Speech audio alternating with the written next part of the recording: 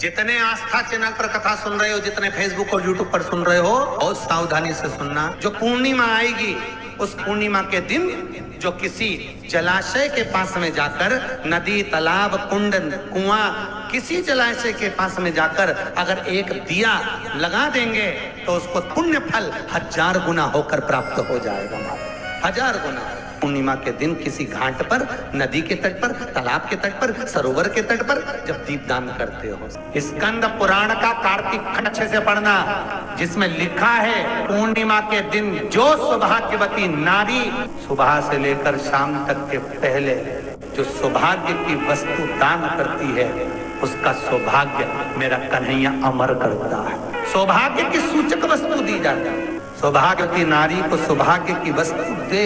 आज भी नियम है, आंवले के पेड़ के नीचे शाम के समय पर जो सूर्य ढलने से लेकर, जब सूर्य ढलने लगे, सूर्य की किरणें कम होने लगे, तब से लेकर रात्रि के 7:30 पौने 8 के बीच में, सूर्य ढलने से 7:30 पौने 8 के बीच में आंवले के पेड़ के नीचे जो एक घी का दिया लगाकर कनक धारा का पाठ कर लेता है। कनक धारा की किताब बाजार में मिलती है, नहीं ला सकते, मोबाइल पे सर्च करो, कनक धारा निकल आएगी। जगत गुरु शंकराचार्य जी ने जिन पाठ को करा है, कुछ श्लोक है उसमें, 8 श्लोक। कुछ श्लोकों का पाठ, पूरा श्लोक नहीं पढ़ सकते, पूरी कनक धारा का पाठ नहीं कर सकते, तो शुरू का एक श्लोक और आखिरी का एक श्लोक पढ़ लीजिए और घी का दिया लगाकर झोली पसार कर प्रणाम कर लीजिए। जिंदगी में कभी लक्ष्मी की कमी नहीं आ सकती।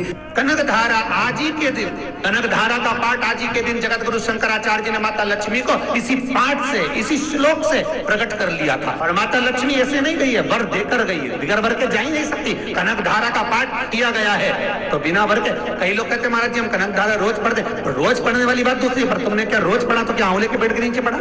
पर आंवले के पेड़ के नीचे जो कनक धारा का पाठ करता है, संपदा की कमी नहीं होती।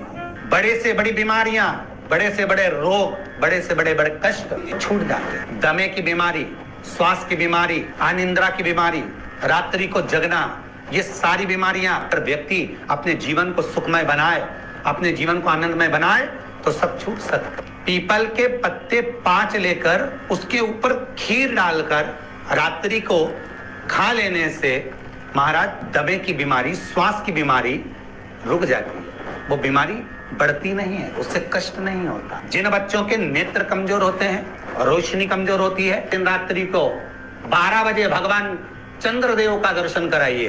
5 से 7 मिनट तक नयन मिलाए चंद्रदेव के साथ, और बाद में एक पीपल के पत्ते पर खीर जो चंद्र के नीचे रखी हुई है, उसी खीर को चटा दीजिए। फिर चंद्र का दर्शन कराओ, फिर खीर को चटा दीजिए। महाराज नयन की ज्योति बढ़ती है, नींद नहीं आती तो निंद्रा देवी प्रवेश करती है, निंद्रा अच्छी आती है, आनंदित होता है। महाराज जिस व्यक्ति के शरीर में गांठ पड़ जाती हो, शरीर काला पड़ जाता हो, चट्टे पड़ जाते हो, या दांत खाज खुजली हो जाता हो, उसके लिए भी रात्रि को 12 बजे महाराज भगवान चंद्रदेव के लिए 21 दिए जलाए जाते हैं। उस 21 दिए की कालोज एक थाली में इकट्ठी करी जाती है, कालोज को इकट्ठी कर शरीर में गाय के घी के साथ में जहां जहां जगह पर चट्टे हैं, गांठ है, वहां लगाया जाता है। उसको 5 या 7 दिन लगाइए। उसके बाद में रोज प्रतिदिन लगाने के आधे घंटे बाद स्नान कर लीजिए, आराम लगना प्रारंभ हो जाता है। पूर्णिमा की रात्रि के बीच में जो दामोदर भगवान का, कृष्ण का, शिव का मंगल आनंद करेगा, अभिषेक करेगा, पूजन करेगा, स्मरण करेगा, उसके सारे दुख दरिद्र दूर हो जाएंगे। बन सके अगर लक्ष्मी की कमी है, लक्ष्मी नहीं आ रही है, व्यापार नहीं चल रहा है, तकलीफ बहुत ज्यादा है, घर में कष्ट है, कर्जा ज्यादा है,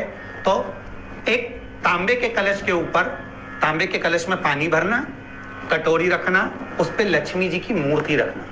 लक्ष्मी जी की मूर्ति नहीं हो तो चांदी का सिक्का रखना। उसके सम्मुख में आप 31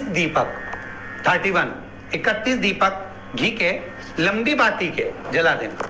महाराज एक एक कमल गट्टा उस 31 दिए के अंदर डाल देना और लक्ष्मी जी का पूजन करना, लक्ष्मी जी का स्मरण करना, खीर का भोग लगाना, पान के पत्ते पर खीर रखना, 5 पत्ते पर खीर का भोग लगाना और माता लक्ष्मी से विनती करना, सुबेरे 4 बजे तक वो रखे रहने देना, सुबह 4 बजे वो उठाना, लक्ष्मी को वापिस तिजोरी में या सिक्का हो तो उसको अलमारी में रख देना।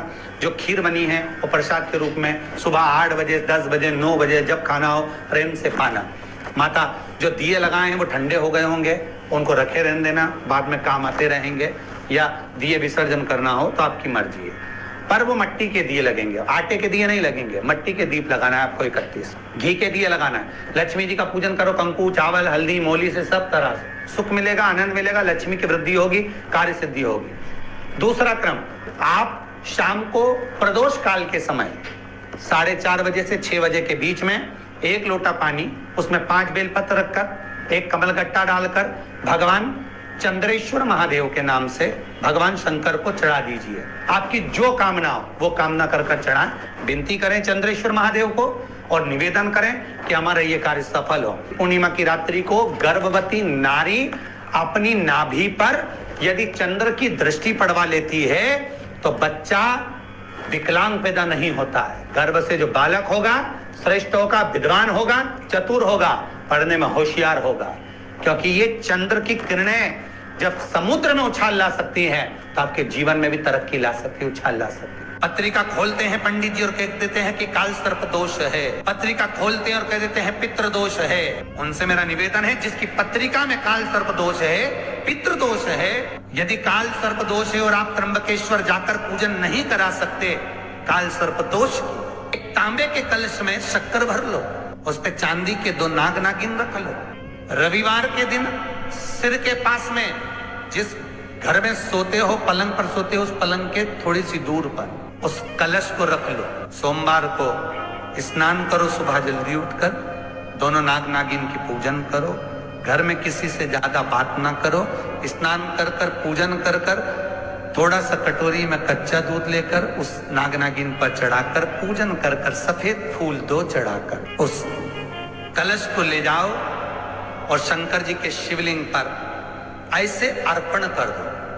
कलश वापिस ले आओ, नाग नागिन शक्कर सब चढ़ा दो। वापिस घर पर आओ, घर पर आकर फिर एक बार स्नान करो। कितना भी भारी काल सर्प दोष क्यों ना हो, पितृदोष कैसा भी हो, उसमें आराम लग जाता। नारी के, स्त्री के जितने भी रोग होते हैं, जितनी भी बीमारियां स्त्री के अंदर होती हैं, नारी तत्व में जिन जिन बीमारियों के लिए नारियां परेशान रहती हैं, अगर कुछ भी तकलीफ होती है तो नारी एक जायसोन का जो फूल होता है ना, वो घंटी वाला फूल जो देवी जी को चढ़ता है, लंबा जायसोन का फूल, अगर अशोक सुंदरी वाले स्थान पर उस फूल को रख दे और माँ से, भगवान शंकर से विनती करे कि हमको ये तकलीफ है, नारी की जो तकलीफ होती है उसके लिए, एक फूल को उठाकर अशोक सुंदरी का नाम लेकर शंकर के मंदिर में बैठकर ही खा ले, तो स्त्रियों की जो बाकी की बीमारियां हैं वो धीरे धीरे समाप्त हो जाती हैं और नारी निर्मलता का भाव पाती है।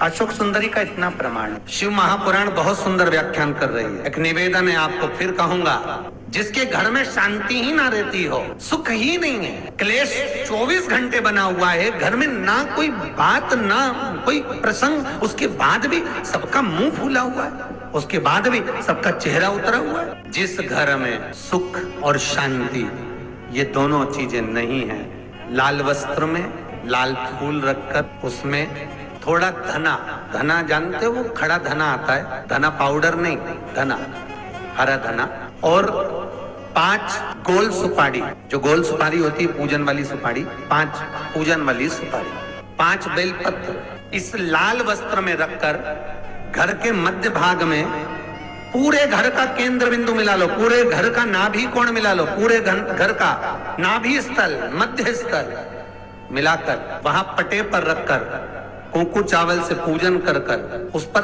3 बार पानी को फेर कर भगवान श्री गणेश जी महाराज के मंदिर में बिना बोले जो रख कर आ जाता है, उसके घर में कभी क्लेश नहीं होता, सुख और शांति ये दोनों प्रवेश कर जाते हैं। शमी की पत्ती, शमी वृक्ष का जो महत्व पहले कहा है, शमी वृक्ष की पत्तियां अदालत में या कानूनी कोई प्रोसेस के अंतर्गत कानूनी कोई कार्रवाई हो गई है या कोई अटका है काम, तो शमी की पत्तियों को 5 जगह पर चढ़ाया जाता है उस कार्य को निपटाने के लिए। पहला अशोक सुंदरी की जगह पर। अशोक सुंदरी की जगह कहाँ है आपको मालूम है, पहले भी बताया।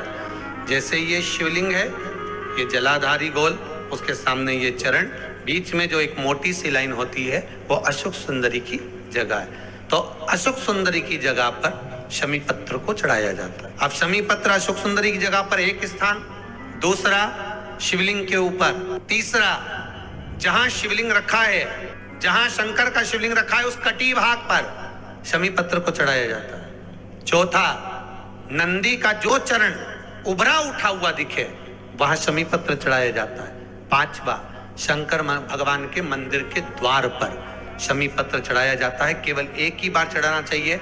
जिस कामना से चढ़ा रहे हो, जो अदालत में कार्रवाई चल रही हो, या कोई प्रशासनिक परेशानी आ गई हो, या कोई काम अटका पड़ा हुआ है, तो उसके लिए चढ़ाए।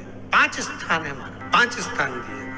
शमी पत्र को आप 5 चढ़ाएंगे, आपकी प्रशासनिक जो व्यवस्थाएं वो सुचारू हो जाएगी, वापिस कोई तकलीफ नहीं आएगी। शमी पत्र की बात, यदि मान लो शरीर कहीं से सफेद पड़ रहा है, कहीं से काला पड़ रहा है, शरीर में से खाल की फुकड़ी निकलना प्रारंभ हो गई हो, शरीर में काले काले चट्टे पड़ना चालू हो गए हो, या कोई विशेष रोग हो गया, काया बेकार हो रही है, तो सीधी सीधी बात शिव महापुराण की कथा कहती है, पीपल का एक पत्ता, उस पत्ते पर थोड़ा सा चावल अपने हाथ में लेकर, अपने नयनों से लगाकर, शरीर पर से स्वयं उतारकर उसको दरवाजे के पास रख दीजिए। उस चावल को दूसरे दिन सूंघ कर बहते हुए पानी में डाल दीजिए।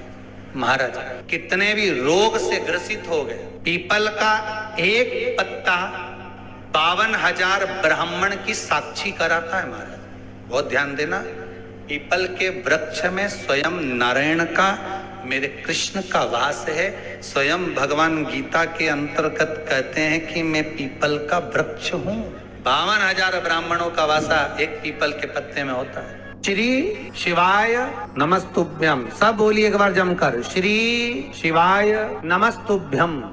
प्रैक्टिकल जरूर करना, कहीं सियोर वाला महाराज झूठ तो नहीं बोल रहा। शास्त्रों की बातें हमारे जीवन में हमें सुख प्रदान करें, इसलिए इस भाव का आनंद करते हुए आज की कथा को विराम देते हैं।